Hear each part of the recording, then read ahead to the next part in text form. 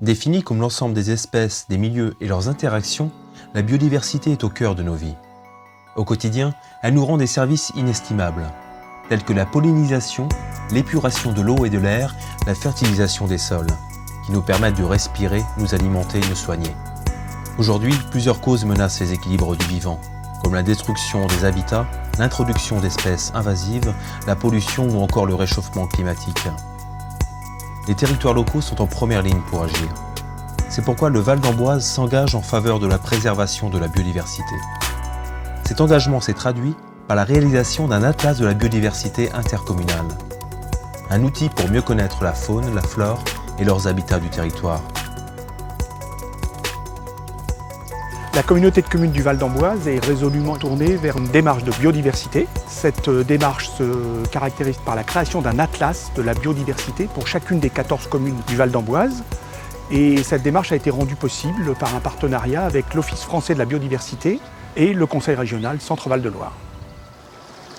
Les atlas de biodiversité reposent sur 3 piliers principaux. Tout d'abord, une synthèse des connaissances existantes et l'enrichissement des connaissances. Ensuite, la sensibilisation du public et la mobilisation d'un maximum d'acteurs. Et enfin, volet important, l'élaboration de pistes d'action et d'un plan d'action pour l'après-ABC. L'atlas a été mené sur l'ensemble des 14 communes du territoire. 9 groupes d'espèces, faune et flore confondus, ont été inventoriés par un groupement d'associations naturalistes. LPO Centre-Val de Loire, CEPAN, Codalis, CPIE Touraine Val de Loire et Ligéria Nature. On a la chance d'avoir ce fleuve qui est encore en grande partie sauvage. Mais le fait d'avoir toutes ces grandes forêts alluviales, ces îlots, ces bancs de sable, ça offre tout un tas de milieux à plein d'espèces patrimoniales. Je saisis donc toutes les données sur une tablette de terrain. À la fin, on aura toutes les coordonnées GPS de toutes les observations qu'on a réalisées sur le territoire de la BIC.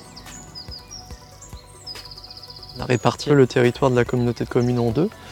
On a fait une première partie des communes en rive droite de la Loire l'année dernière, et là les communes en rive gauche cette année.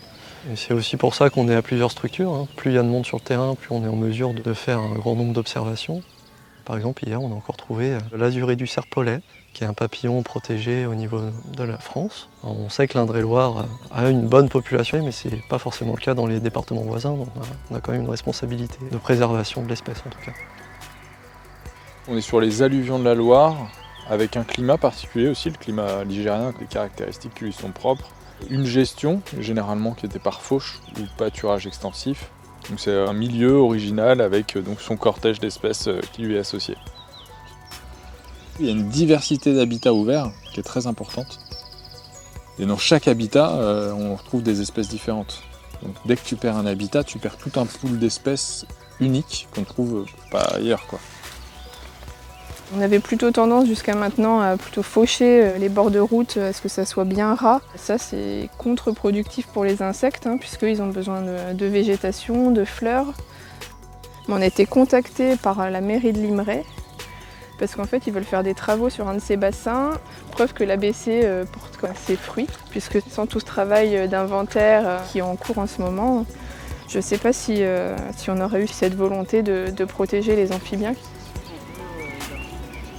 On va fournir des fiches espèces, au moins sur les espèces patrimoniales qui ont vraiment un intérêt particulier d'être mises en valeur parce que pas très connues par le grand public. Nous, ça nous permet aussi de faire du lien avec les gens de la commune. On peut tomber des fois sur des trésors où il peut y avoir vraiment beaucoup d'espèces, beaucoup d'individus regroupés au même endroit, dans les caves, dans les greniers ou autres. Et pour nous, c'est des données super intéressantes pour savoir en fait comment évoluent les populations sur le secteur.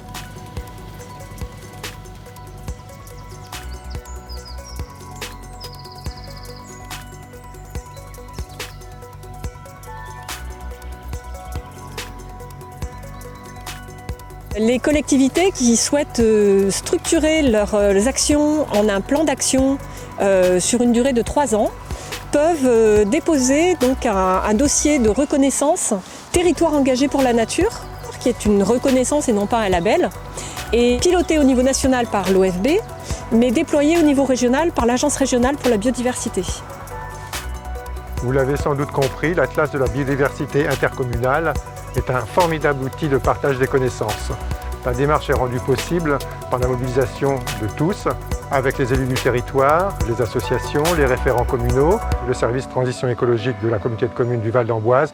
Nous allons tous travailler ensemble. N'oubliez pas, chacun à son niveau peut contribuer à la connaissance et à la préservation de la biodiversité.